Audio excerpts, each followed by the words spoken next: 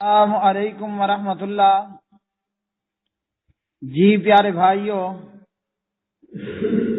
اور میری معززات ماؤں بہنوں اور بیٹیوں، بلوغ المرام کتاب الجامع سبق نمبر ہے 28۔ بسم اللہ الرحمن الرحیم۔ عن ابی ہریرہ رضی اللہ تعالی عنہ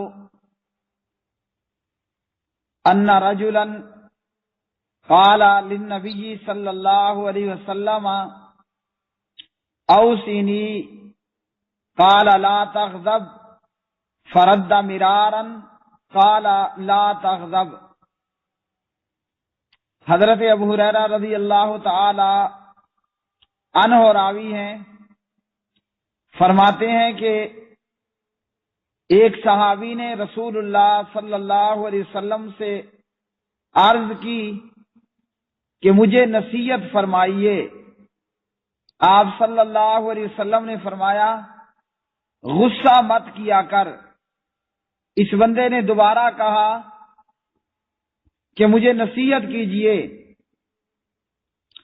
تو پیارے نبی صلی اللہ علیہ وسلم نے ہر مرتبہ اس سے یہی کہا کہ غصہ مت کر۔ تو پیارے نبی صلی اللہ علیہ وسلم اس حدیث میں غصہ کرنے سے منع کر رہے ہیں، اور پیارے نبی صلی اللہ علیہ وسلم نے چونکہ یہ دیکھا کہ یہ شخص زیادہ غصے ناک ہے، زیادہ غصہ کرنے والا ہے، تو آپ صلی اللہ علیہ وسلم نے اس میں جو کمزوری دیکھی اسی کمزوری کے تعلق سے نبی صلی اللہ علیہ وسلم نے اسے نصیحت کی۔ ہمیں اس حدیث سے یہ معلوم ہوا کہ استاد، عالم دین اور تربیت کرنے والا اپنے شاگرد میں اور اپنے ماتحت میں جو کمزوری دیکھے اس کی اصلاح کرنے کی کوشش کرے۔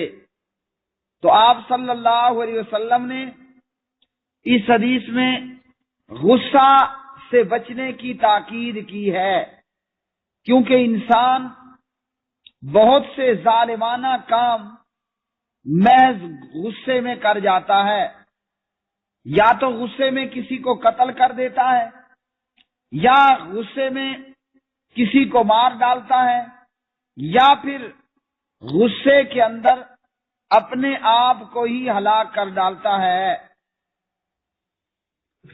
علماء فرماتے ہیں کہ اس حدیث میں دنیا اور آخرت کی بھلائیاں خیر جمع کر دی گئی ہے، اور اس میں یہ بتلایا گیا کہ غصہ نہیں کرنا، کیونکہ غصے کی حالت میں انسان نرمی اور رحم دلی کی صفات سے خالی ہو جاتا ہے، اور اسلام ایک ایسا عظیم الشان مذہب ہے کہ کافروں کے ساتھ لڑائی کرتے وقت بھی اسلام نے باقاعدہ آداب سکھائے ہیں۔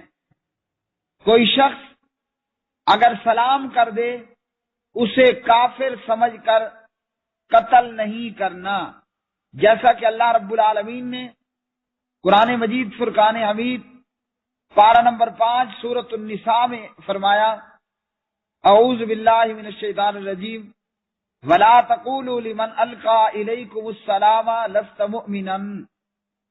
صحابہ کرام رضوان اللہ علیہ مجمعین کہیں سے گزرے، بکریوں کے ایک چرواہے نے سلام کیا، انہوں نے سمجھا کہ یہ ڈر کر ہمیں سلام کر رہا ہے، یعنی اپنا مسلمان ہونا ظاہر کر رہا ہے، تو اس چرواہے کو قتل کر دیا۔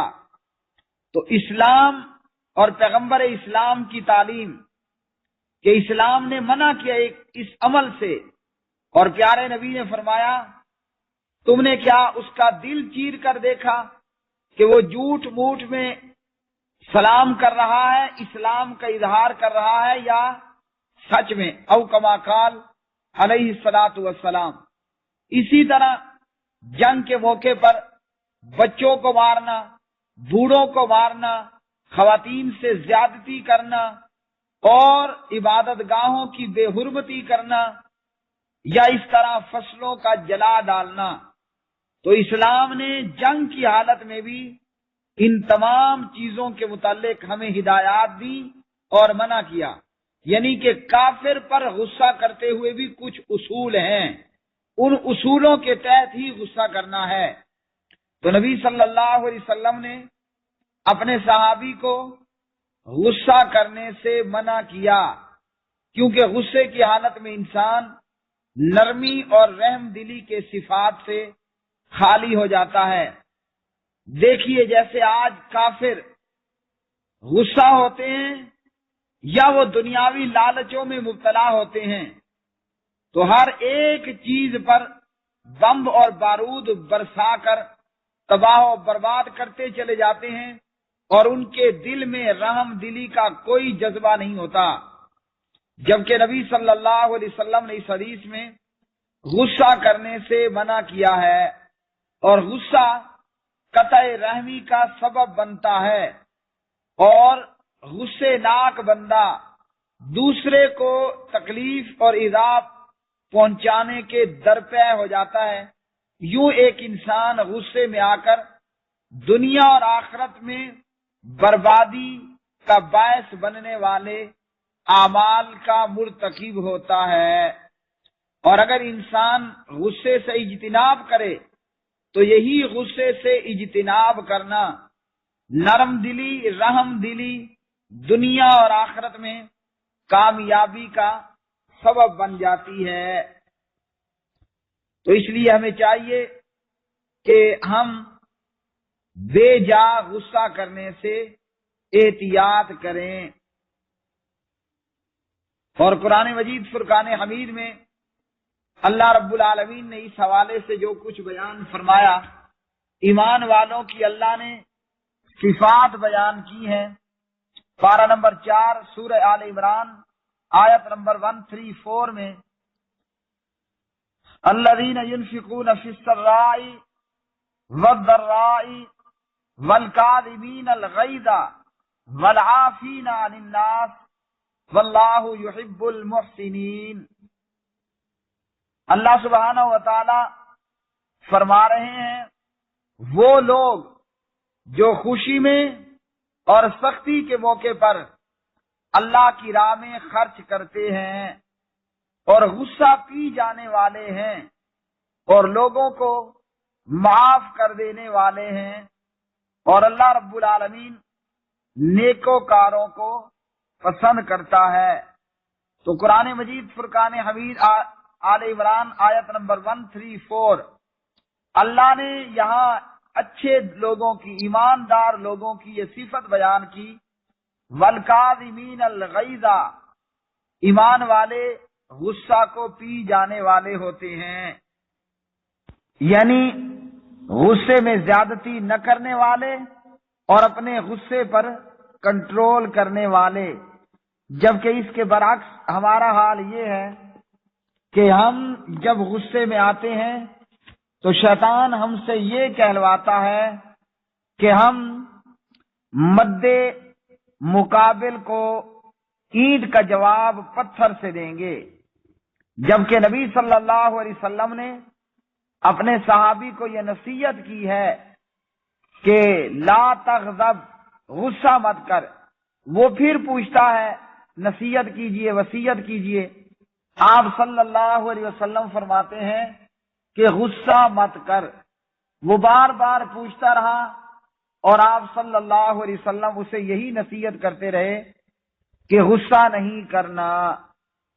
इसी तरह अल्लाह रब्बुल आलमीन ने पारा नंबर 25 सूरत शूरा के अंदर आयत नंबर 37 में फरमाया, वल्लज़ीन यज्तनिबूना कबाइरल इस्मी वल फवाहिशा व इज़ा मा ग़ज़िबू हुम यग़फ़िरून।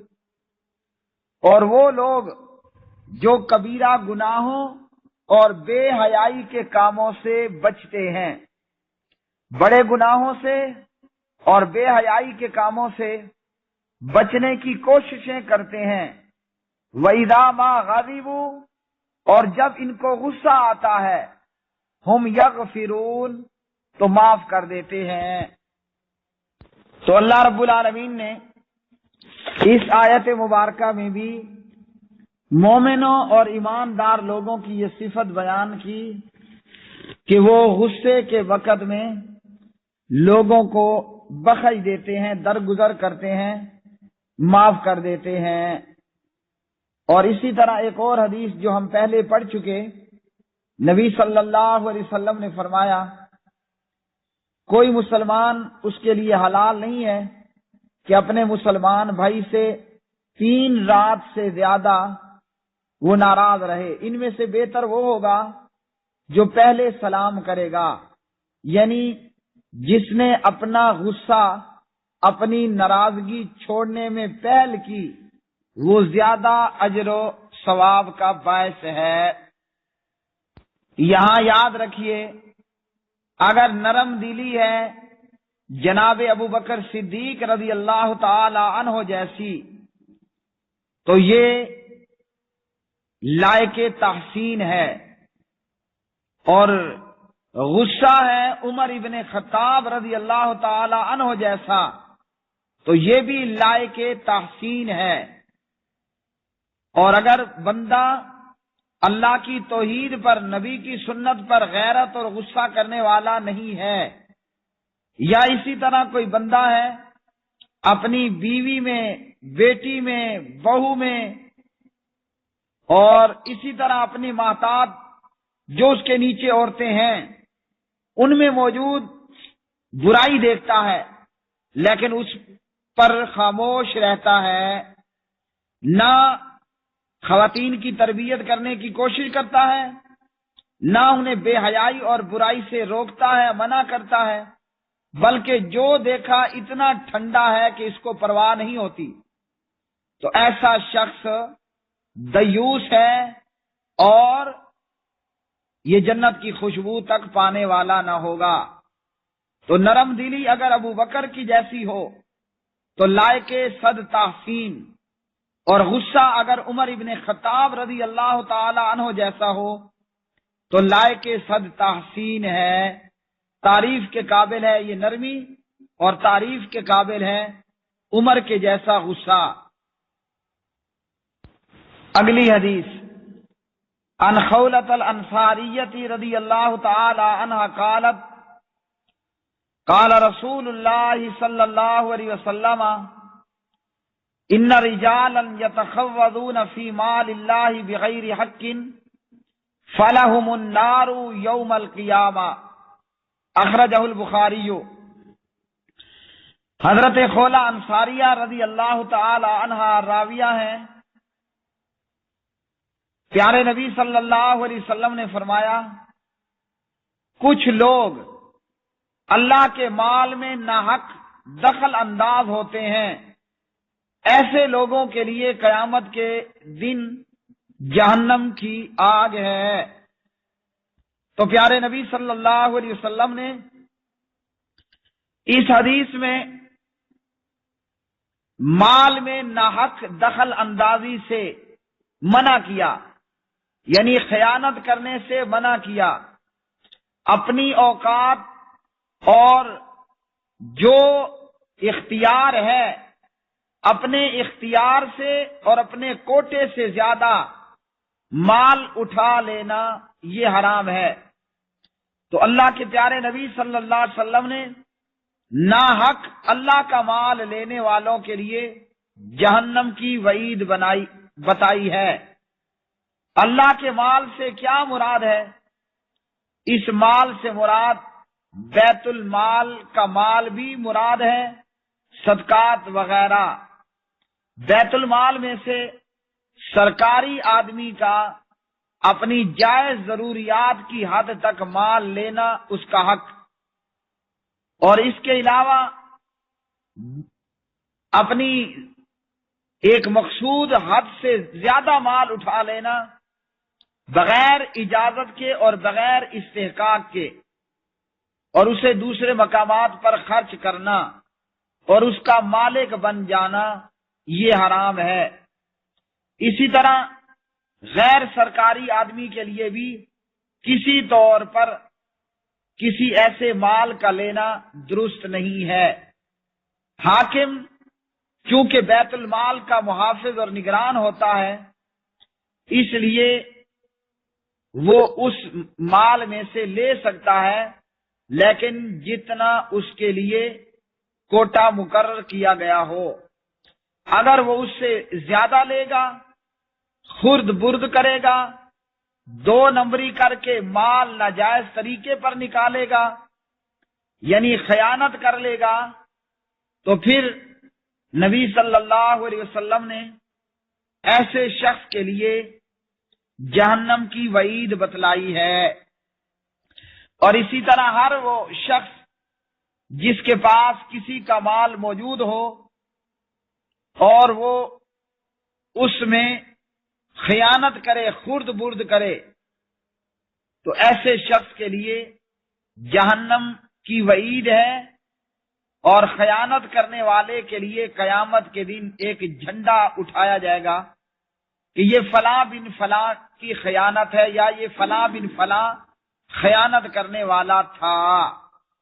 اسی طرح منافق کی نشانیوں میں بھی یہ چیز نبی صلی اللہ علیہ وسلم نے بیان کی کہ منافق امانت میں خیانت کرتا ہے، تو بیت المال ہو یا اس کے علاوہ سرکاری اموال ہوں یا غیر سرکاری، وہ کسی کی امانت ہوتی ہے، چاہے وہ قوم کی امانت حکومت کے پاس ہو، یا اسی طرح کوئی بھی ادارہ ہے، سرکاری ہے، غیر سرکاری ہے، سویلین ہے، یا اس کے علاوہ جو جس مال پر حاکم ہے اور اس میں وہ خرد برد کرتا ہے ناحق، تو ایسے لوگوں کے لیے جو ناحق دخل اندازی کرنے والے ہوں، ناحق مال لینے والے ہوں حرام سے، ان کے لیے جہنم ہے۔